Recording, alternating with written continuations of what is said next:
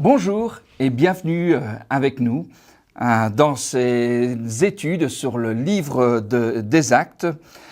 Nous allons parler ensemble pendant 24 leçons de ce texte merveilleux qui est contenu dans ce livre historique du Nouveau Testament.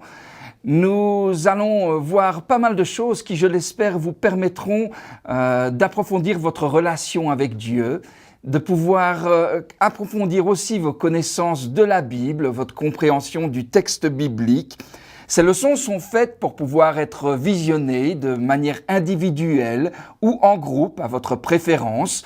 D'ailleurs, il y aura pas mal de travaux pratiques en cours de chemin, d'occasion de discuter ensemble, si vous êtes dans un groupe, des choses qui seront mentionnées. Je vous donnerai différentes questions. Je vous dirai quand il faudra faire une pause pour pouvoir en parler. Et aujourd'hui, peut-être en commençant, il serait utile aussi que je me présente. Je m'appelle Daniel Frérot. Je suis prédicateur à Strasbourg, j'y œuvre depuis 18 années et je travaille aussi à temps partiel avec l'Institut biblique de Sunset à Lubbock aux États-Unis. Et il m'a été demandé de partager avec vous ces leçons que j'ai données depuis un certain temps dans notre assemblée à différents endroits dans la francophonie. Alors tout de suite en commençant, je veux rendre à César ce qui est à César et mentionner les sources qui m'ont inspiré en cours de chemin pour préparer ces leçons. Les sources qui m'ont inspiré, tout d'abord, je veux parler de Vérité pour aujourd'hui, qui est une organisation basée en Arkansas. David Roper a écrit toute une série d'études sur le livre des Actes, des études qui sont vraiment très bien faites, que vous pouvez accéder en allant sur leur site internet, qui pourront vous être utiles si vous cherchez des informations supplémentaires. Côte à côte avec ça, je vais aussi utiliser le commentaire d'Abbé Lincoln, qui était un enseignant à Sunset. Il est aujourd'hui décédé, mais nous sommes en train de traduire son livre. Il n'est pour l'instant disponible qu'en anglais, mais avec le temps, vous y aurez accès probablement en français aussi. Ensuite, j'ai utilisé aussi un autre livre de Rubel Shelley qui s'appelle Tomber amoureux du peuple de Dieu. En anglais, c'est Falling in Love with God's People. C'est un très bon livre aussi avec pas mal de questions qui vous permettent de discuter le texte. Et puis bien sûr, il y a toute une série de commentaires qui sont utiles pour des versets plus difficiles. Je pense notamment aux commentaires de Gartner qui est édité par le College Press. C'est une maison d'édition de l'Église du Christ. Et puis, côte à côte avec ça, il y a toujours les commentaires d'Adam Clarke, il y a les commentaires de Barnes, d'Albert Barnes, les commentaires de Kaufmann aussi. Et puis, il y a eu quelques livres en français qui adressent le sujet du Saint-Esprit. Je pense aux livres notamment de Richard Rogers, qui était aussi enseignant à Sunset. Je vous invite à le lire, il est vraiment très bien fait. Et en anglais, côte à côte avec ça, il y a le livre de la glossolalie de Jimmy Jividan, et puis le livre Modern Day Miracles, les miracles modernes.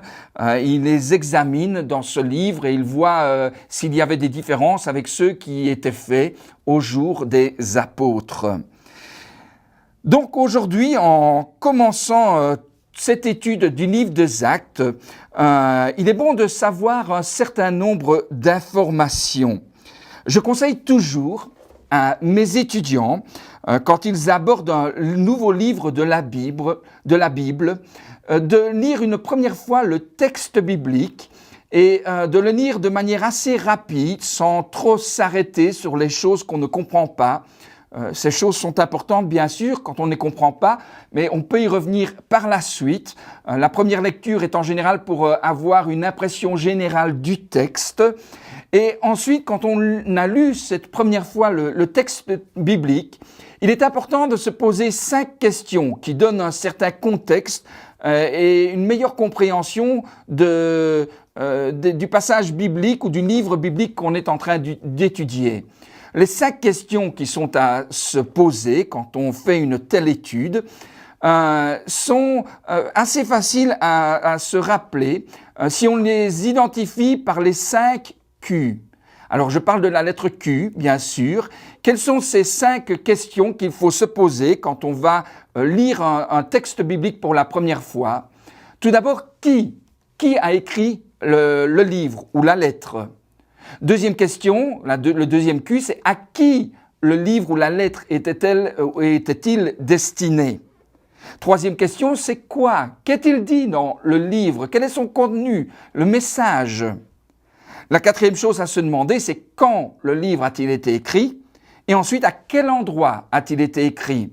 Il est important parfois de se concentrer sur le quand, parce qu'on sait par exemple qu'il y a eu des problèmes très spécifiques au niveau de la doctrine à certaines époques.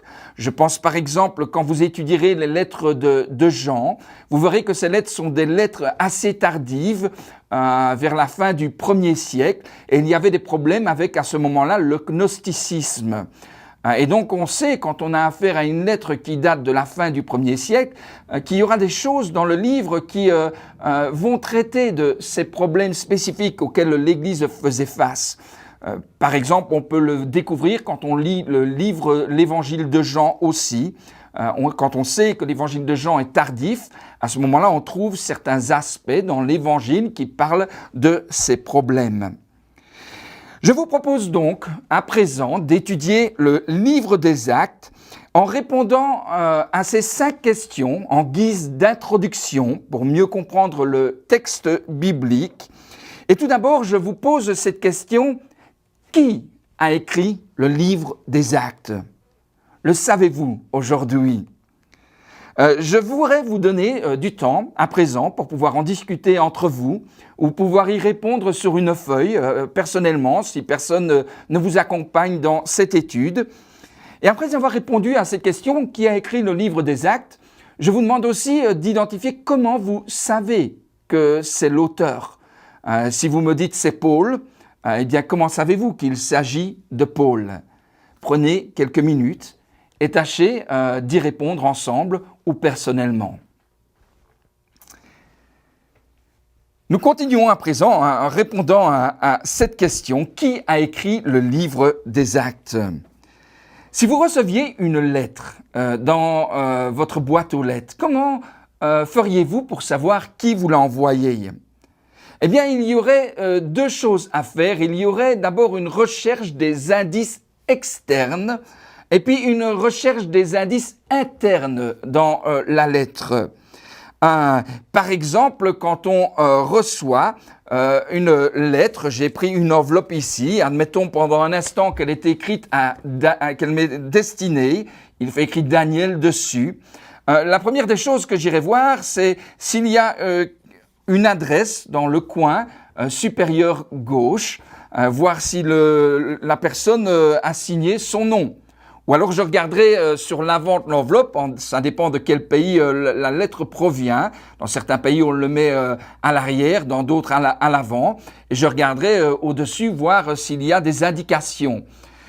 S'il n'y a aucune indication sur cette enveloppe, j'irai à l'intérieur du texte et de la lettre et je regarderai dans la lettre voir s'il y a quelque chose. Alors, quels sont certains des indices que nous trouvons dans le texte pour savoir qui a écrit le livre des Actes? Vous remarquerez, dans un premier temps, qu'elle n'est pas signée. Par exemple, si vous allez dans le livre de Jacques, l'épître de Jacques, c'est beaucoup plus simple. Jacques commence son épître en se présentant. Il dit « Jacques, serviteur de Dieu et du Seigneur Jésus-Christ » aux 12 tribus qui sont dans la dispersion. C'est facile de savoir qui l'a écrit puisqu'il dit « Je suis Jacques et je suis le serviteur de Dieu et du Seigneur Jésus-Christ ». Ce n'est pas le cas pour le livre des Actes.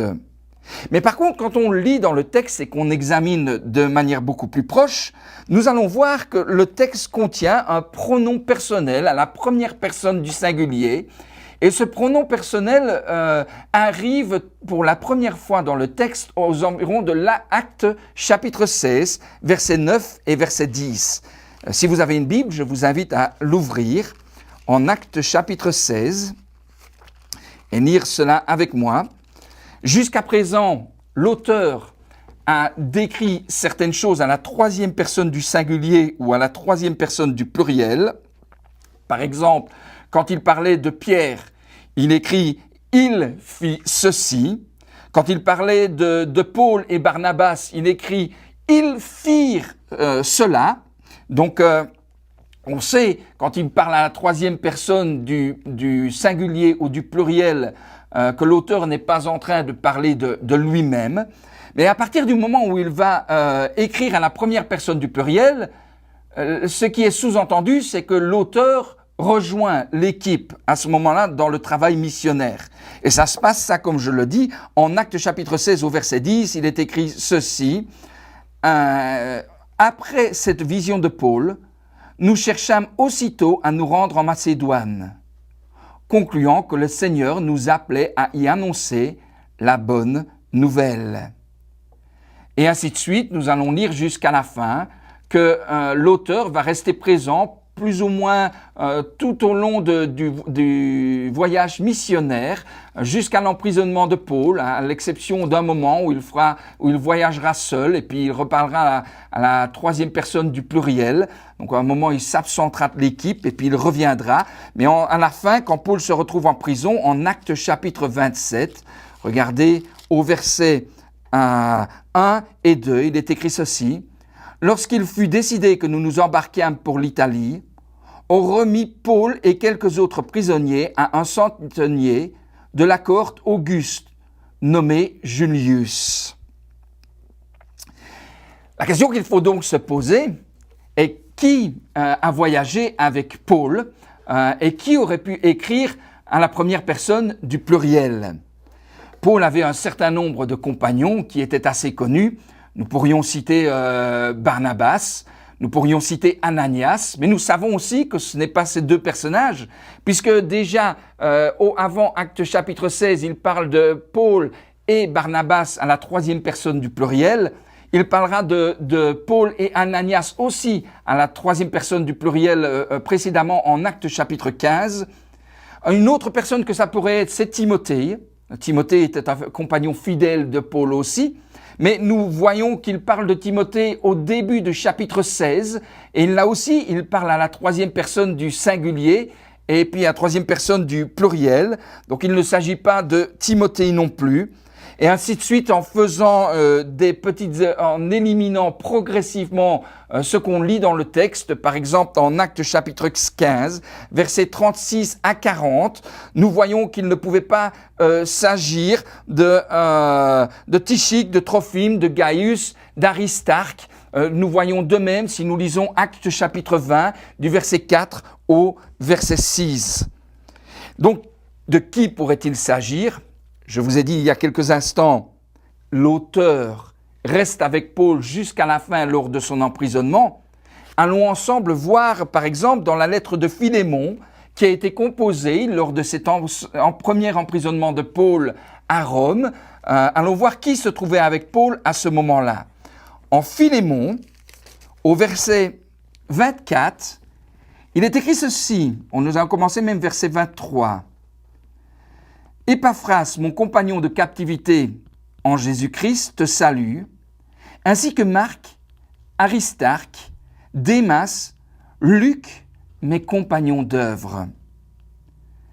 Si vous avez pris le temps d'aller lire les versets que j'ai cités, Actes chapitre 20, verset 4 à verset 6, vous pouvez éliminer toutes ces personnes qu'il cite, sauf une, la personne qui ressortira, qui est probablement l'auteur du livre des Actes, c'était Luc, qui était présent avec Paul jusqu'au dernier moment de son emprisonnement.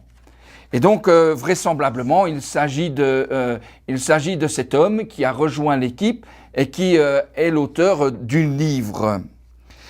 Et puis, il y a d'autres indices aussi. Dans les autres indices que nous avons, c'est par exemple que le livre des Actes est adressé à la même personne que l'un des évangiles. Regardons ensemble tout cela, allons en Actes chapitre 1 et regardons à qui le livre des Actes était destiné. Il est écrit « Théophile, j'ai parlé dans mon premier livre de tout ce que Jésus a commencé de faire et d'enseigner dès le commencement. jusqu'au jour où il fut enlevé au ciel, après avoir donné ses ordres par le Saint-Esprit aux apôtres qu'il avait choisis. Si vous le voulez bien, allons maintenant en Luc chapitre 1. L'auteur ici dit qu'il a déjà écrit un livre et qu'il a déjà parlé du ministère de Jésus, de sa vie, de sa mort et de sa résurrection. Et il écrit à un dénommé Théophile. Allons voir dans un évangile à qui il pourrait écrire.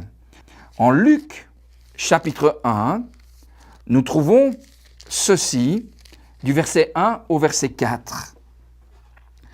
Plusieurs ayant entrepris de composer un récit des événements qui se sont accomplis parmi nous, suivant ce que nous ont transmis ceux qui ont été des témoins oculaires dès le commencement et sont devenus ministres de la parole, il m'a aussi semblé bon, après avoir fait des recherches exactes sur toutes choses depuis leur origine, de te les exposer par écrit, d'une manière suivie, excellent Théophile, afin que tu reconnaisses la certitude des enseignements que tu as reçus.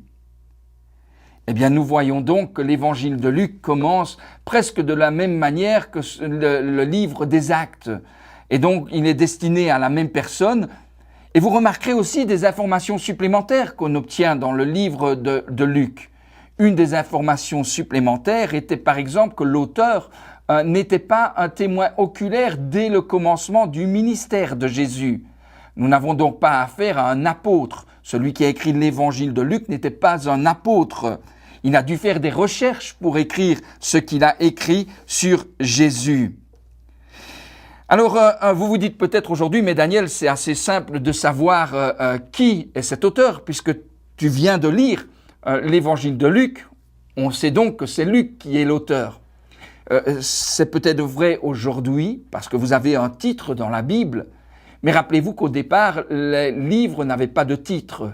Les titres ont été ajoutés par la suite, de même que les chapitres et les versets. Ils ont été ajoutés pour nous aider à nous y retrouver dans nos Bibles, mais au départ, ça n'y était pas. Et donc, au départ, si j'avais simplement lu cet évangile, je n'aurais pas su qu'il était de Luc directement. J'aurais simplement vu qu'il commence de la même manière que le livre des Actes, et donc l'auteur est commun aux deux livres. Maintenant, il faut rechercher d'autres indices. Quels sont d'autres indices qu'on peut retrouver ? Eh bien, quand on va voir dans l'évangile de Luc, une des choses qui ressort, c'est que Luc utilise des termes médicaux. Par exemple, en Luc chapitre 9, verset 42, il va utiliser un terme bien spécifique et médical pour décrire des convulsions de l'homme que Jésus rencontre. Ou en Luc chapitre 14, verset 2, il y a une description là aussi très précise sur la condition de l'homme qui était un homme hydropique. Il semblerait que seul un médecin ou quelqu'un avec une connaissance médicale assez poussée ait pu le décrire avec autant de précision, avec un terme aussi précis. En Luc chapitre 18, verset 25, un autre verset qui est très intéressant, Jésus fait une analogie et il dit qu'il est difficile à un homme riche d'aller au ciel, comme il est difficile à un chameau de passer par le chat d'une aiguille. Dans les autres évangiles, en Matthieu et en Marc, le mot qui décrit le chat d'une aiguille est le mot raphis, c'est-à-dire le chat d'une aiguille de couturier. Mais dans l'évangile de Luc, le mot qui est utilisé pour décrire l'aiguille est le mot bélone. Et le mot bélone signifie une aiguille de chirurgien. Donc c'est assez intéressant de voir que Matthieu et Marc étaient plus familiers avec un couturier et que Luc était beaucoup plus familier avec un docteur. Revenons alors maintenant à notre exemple d'une lettre que vous auriez reçue.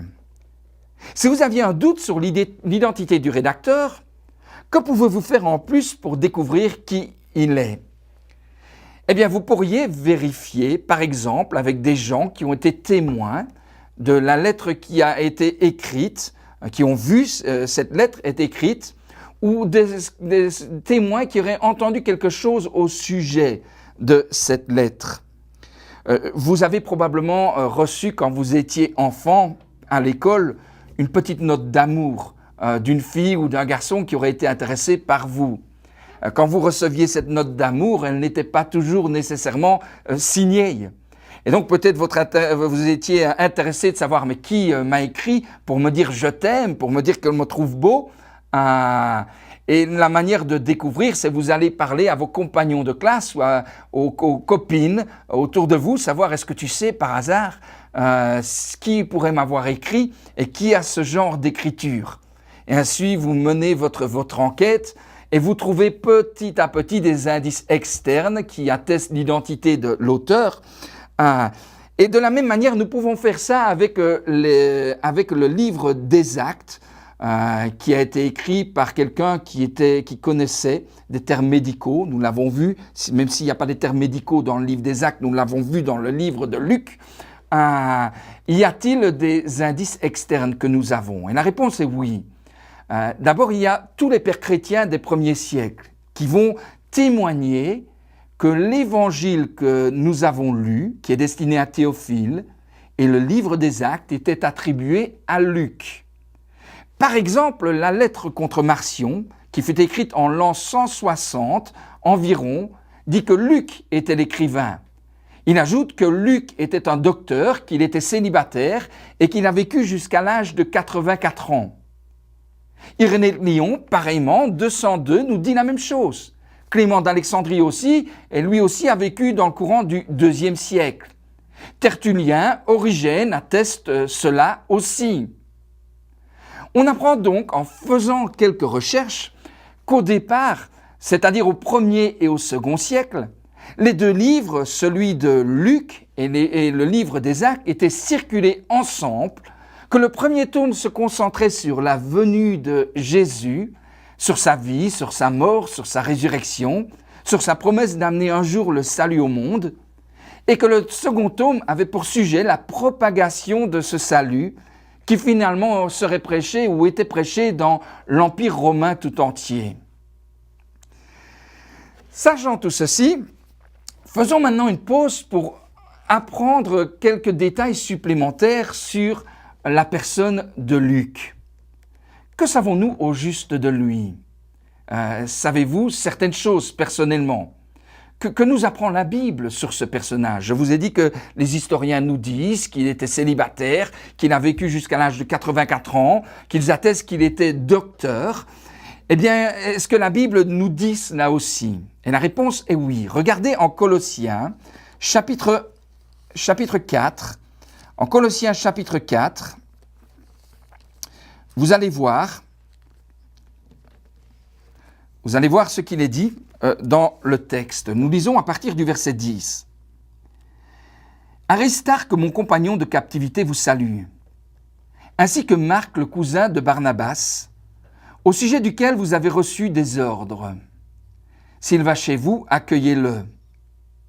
Jésus, appelé Justus, vous salue aussi.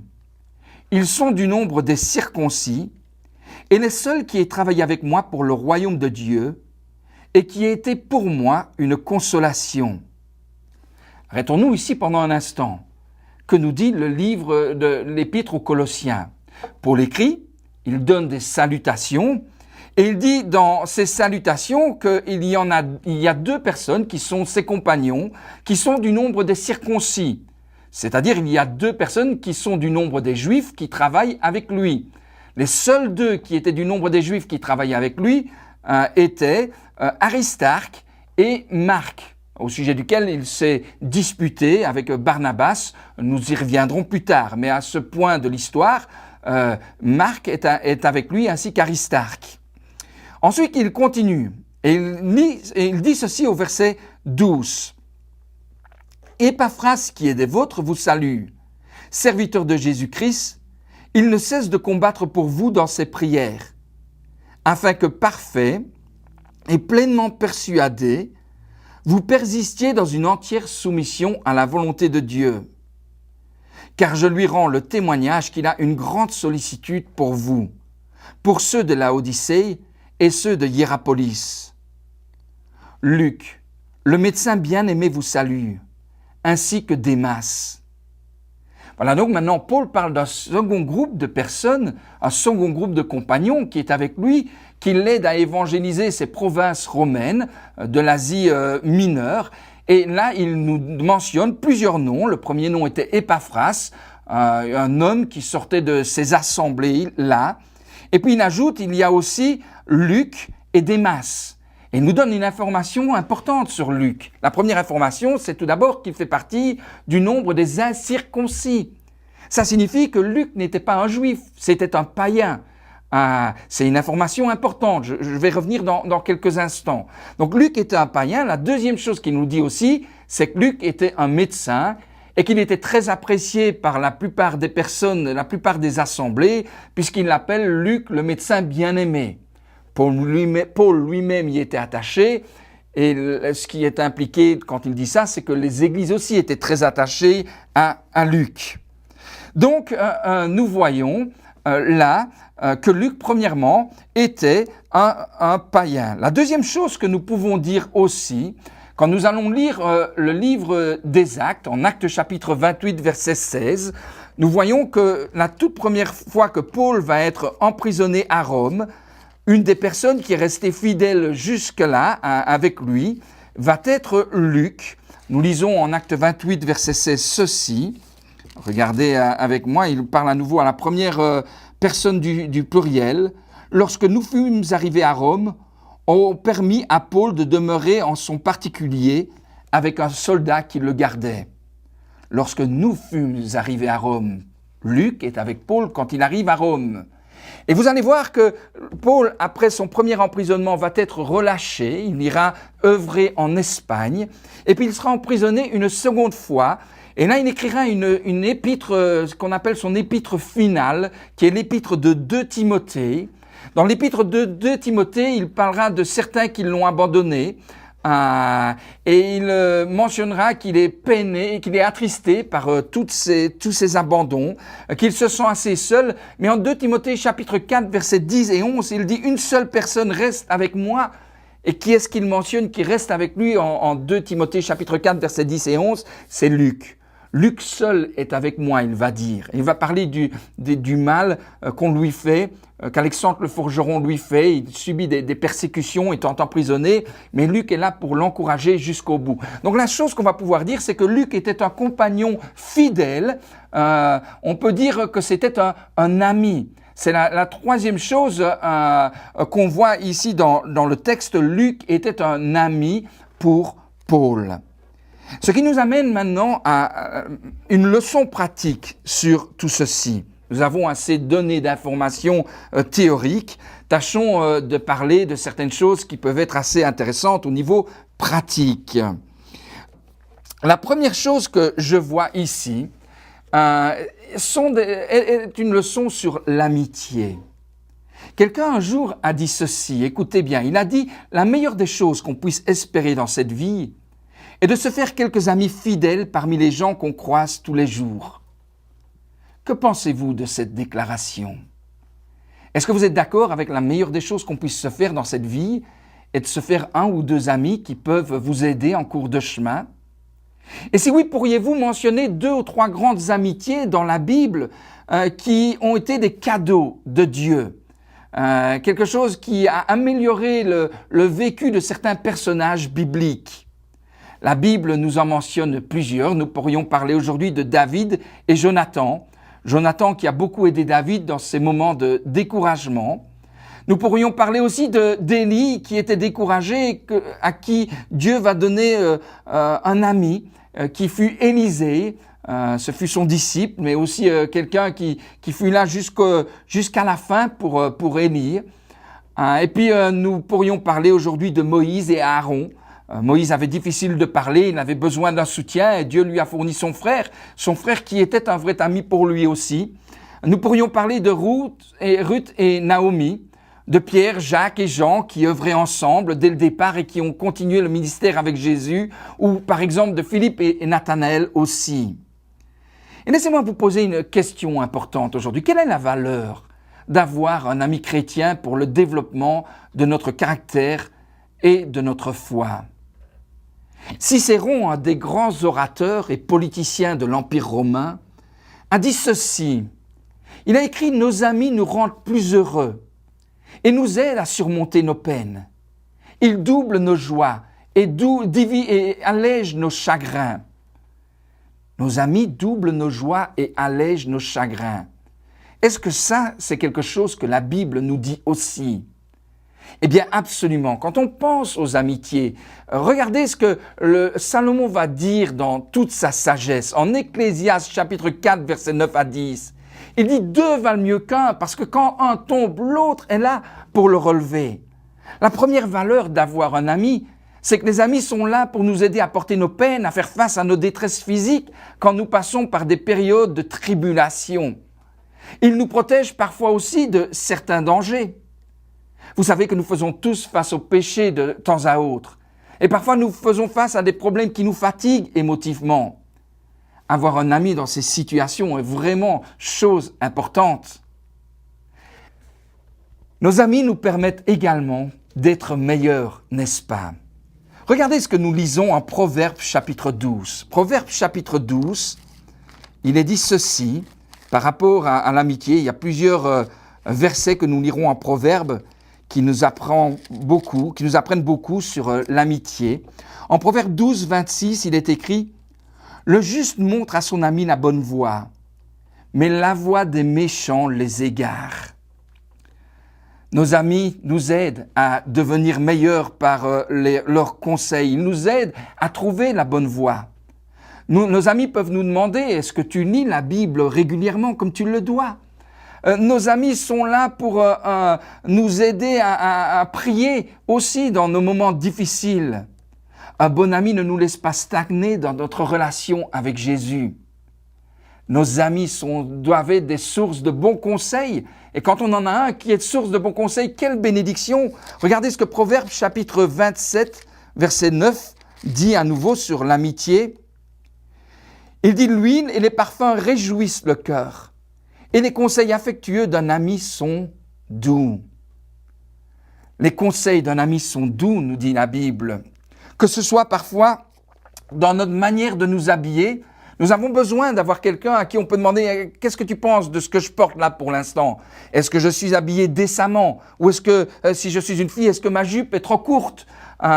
Si je suis un garçon, est-ce que ce que je porte là risque de créer problème à l'extérieur? » Nos amis nous donnent des conseils sages qui viennent de la Bible quand ce sont des amis chrétiens. Ils nous dirigent vers Christ quand nous faisons face à des situations difficiles. Nos amis sont une occasion aussi de pratiquer le pardon, puisque nos amis sont des êtres imparfaits, tout comme nous le sommes, et ils vont faire des erreurs en cours de chemin, tout comme nous faisons des erreurs. Et quand on a une amitié, on apprend à pardonner. Et enfin, nous pourrions dire que nos amis nous aident à honorer Dieu si ce sont de bons amis. Regardez ce que Psaume, chapitre 119, dit. Psaume 119 au verset 63. Il est écrit ceci. « Je suis l'ami de tous ceux qui te craignent et de ceux qui gardent tes ordonnances. » Alors, pendant un instant, parlons ensemble un petit peu de l'amitié de Paul et de Luc. Tâchons de voir comment l'amitié de ces deux hommes a pu être bénéfique pour chacun d'entre eux dans leur marche avec Jésus-Christ. Comment pensez-vous que Luc a bénéficié de l'amitié de Paul et que Paul a bénéficié de l'amitié de Luc? Je vous donne un petit peu de temps pour y réfléchir. Si vous voulez, faites une pause dans cette vidéo et tâchez d'en discuter ensemble. Pour bien répondre à cette question, tâchez de méditer sur 2 Corinthiens chapitre 12 versets 7 et 10 et aussi sur le passage de Luc chapitre 1 versets 1 à 5. Pourquoi méditer sur ces deux passages? Parce que dans 2 Corinthiens chapitre 12 versets 7 à 10, Paul dit « Il y a une écharde qui m'a été mise dans la chair. » Et il va parler des souffrances que cette écharde lui causait tout au long du chemin. Il dit « Cette écharde a été mise en moi pour m'empêcher de m'enorgueillir. » Alors il dit « J'ai prié 3 fois le Seigneur pour qu'il me l'enlève. Mais il m'a dit « Ma grâce te suffit. » Nous ne savons pas avec exactitude quelle était cette écharde. Diverses hypothèses existent. Une des hypothèses est que peut-être Paul aurait eu un problème avec ses yeux. Il va parler dans le livre de Galates du fait qu'il souffrait au niveau des yeux. Il dit aux Galates, si vous aviez pu vous arracher les yeux, vous m'auriez donné vos yeux pour que je puisse aller mieux. Et donc on sait qu'il avait un problème réel au niveau de la vue, qui le rendait probablement aussi assez répugnant d'apparence, d'après ce qu'il dit dans cette lettre aux Galates. Donc peut-être Paul avait un problème physique. Peut-être c'était ça son écharde. Si ce n'était pas ça son écharde, en tout cas nous savons qu'il avait des soucis avec ses yeux. Nous savons aussi, quand nous lisons la Bible, qu'il a été parfois lapidé, mais qu'il n'en est pas mort. Nous savons qu'il a fait naufrage dans les Écritures. Nous savons qu'il a vécu des épreuves assez difficiles. Il parle en 2 Timothée, il dit « Je suis en prison et Alexandre le forgeron m'a fait beaucoup de mal ». Pensez à la valeur d'avoir un ami qui est un docteur dans ces circonstances. Qu'est-ce que vous pensez que Paul a pu retirer de Luc quand il souffrait énormément, quand il venait de recevoir des pierres au visage, des pierres sur tout son corps qui l'avaient meurtri? De la même manière, que pensez-vous que Luc a retiré de sa relation avec Paul? Quand il dit « j'ai dû faire des recherches exactes pour écrire ces choses », nous savons que c'est vrai pour l'évangile de Luc, mais aussi pour le livre des Actes. Comment savait-il ce qui s'est passé de Actes chapitre 1 à Actes chapitre 16, dans les premières années du christianisme, s'il n'était pas là? Eh bien, il n'a pu bien sûr parler avec Paul. Et grâce à Paul, il a pu écrire certaines choses. Et grâce à lui, Luc, en tout cas grâce à Paul en grande partie, Luc est le seul auteur païen dans le Nouveau Testament. Je ne sais pas si vous le réalisez bien aujourd'hui, c'est quand même assez exceptionnel qu'il n'y en ait pas d'autres. Et grâce à quoi est-ce qu'il est parvenu à être dans la Bible? Probablement grâce en grande partie à l'influence de Paul sur lui. Tout ceci étant dit, que pensez-vous que ça a coûté à Luc de s'attacher à Paul? Qu'a-t-il dû sacrifier en cours de chemin pour pouvoir accompagner Paul dans son ministère? Ce n'est pas facile pour un médecin de tout sacrifier pour pouvoir suivre une équipe missionnaire. Vous savez, quand j'étais au Nouveau-Hampshire en tant que prédicateur, mon épouse travaillait comme infirmière dans une clinique. Et nous avons eu l'occasion de rencontrer un médecin qui s'est converti. Et à travers cette conversion, je suis devenu un très bon ami avec un homme qui s'appelle Greg, qui était un pédiatre. Et en cours de chemin, nous avons décidé de revenir dans la francophonie pour pouvoir y créer une assemblée. Ça a été très difficile au départ de trouver les finances pour pouvoir le faire, de prendre cette décision de revenir. Mais Greg nous a vraiment aidés dans cette décision. Au départ, je ne trouvais pas le soutien pour pouvoir le faire et Greg m'a dit « Mais Daniel, d'abord je voudrais venir avec toi, mais si je ne parviens pas à venir avec toi, je retournerai travailler et je te soutiendrai avec ce qui te manque pour que tu puisses œuvrer dans la francophonie. » C'est ce qu'il a fait par la suite. Et pour pouvoir y parvenir et se rapprocher de nous, pour œuvrer en Allemagne, seulement 2 heures de là où on était, il a abandonné sa clinique qu'il avait construite depuis des années au Nouveau-Hampshire. C'était un homme respecté dans une ville de plus ou moins 30 000 habitants, un homme que tout le monde connaissait, un homme que tout le monde appréciait. C'était une clinique qui marchait vraiment très bien, il se faisait pas mal d'argent, mais il a choisi de tout abandonner uniquement pour pouvoir créer une nouvelle église dans la francophonie. Quelle foi ça a demandé à cet homme de pouvoir faire cela? Quel sacrifice aussi! Sans lui, nous n'aurions pas fait tout cela. Et puis je pense au jour où nous sommes arrivés et mon épouse s'est écroulée dans un magasin. Et quand elle s'est écroulée, je ne savais même pas comment appeler l'ambulance. Greg était là avec moi ce jour-là et Greg tout de suite nous a dit il faut qu'on aille à l'hôpital. Il nous a pris dans sa voiture, je n'avais pas de voiture. Il nous a amenés à l'hôpital. Il a suivi mon épouse qui avait un problème interne, qui aurait pu mourir de ce qu'elle avait. Mais grâce à Greg, nous sommes arrivés à l'hôpital et quand il a vu les soucis dans lesquels on était, Greg m'a dit mais moi j'ai 2 voitures, toi tu n'en as aucune. Je vais te donner une de mes voitures pour pouvoir t'aider dans le ministère au cas où des problèmes comme ça surviennent. Je dois beaucoup à cet homme, Greg. Je ne serais pas arrivé à faire ce qu'on est arrivé à faire avec les années. Cette voiture m'a permis d'aller chercher les gens pour aller à l'église à chaque fois qu'on avait un culte ou des réunions bibliques. Mais il a sacrifié beaucoup pour en arriver là. La Bible dit en Proverbes chapitre 18, verset 24, que celui qui a beaucoup d'amis peut les avoir pour son malheur. Mais il est tel ami plus attaché qu'un frère. Luc était un ami plus attaché qu'un frère à l'apôtre Paul. Aujourd'hui, je voudrais que vous réfléchissiez à tout ceci. Un ami est un cadeau de Dieu, quelqu'un qui peut vous aider à aller beaucoup plus loin dans la foi pour le Seigneur. Alors aujourd'hui, tâchez de réfléchir, y a-t-il des amis dans votre vie que le Seigneur vous a donnés pour être un meilleur chrétien? Je vais afficher sur l'écran, vous l'aurez dans votre guide qui accompagnera cet ensemble de leçons, des feuilles avec des tableaux. Et sur ce tableau, vous pourrez en trouver un sur l'amitié. Il y aura des passages bibliques que vous pourrez relire et considérer. Je voudrais que vous identifiez pendant un instant le prénom de certains des amis que Dieu vous a donnés et aussi que vous disiez pendant un instant ce qu'il vous apporte dans la foi. Qu'est-ce qu'il vous apporte dans votre relation avec Jésus? Mais l'amitié doit toujours aller dans les 2 sens. Et donc la question à se poser, c'est aussi qu'est-ce que vous leur apportez personnellement pour marcher davantage en relation avec Christ?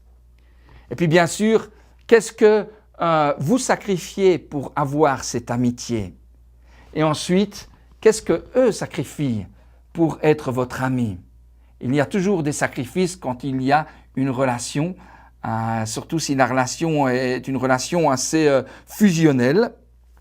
Pour pouvoir être fusionnel, il faut toujours s'oublier un tant soit peu. Et donc, c'est pour ça qu'on parle de sacrifice ici. Tâchez d'examiner toutes ces choses. Un ami est un cadeau de Dieu.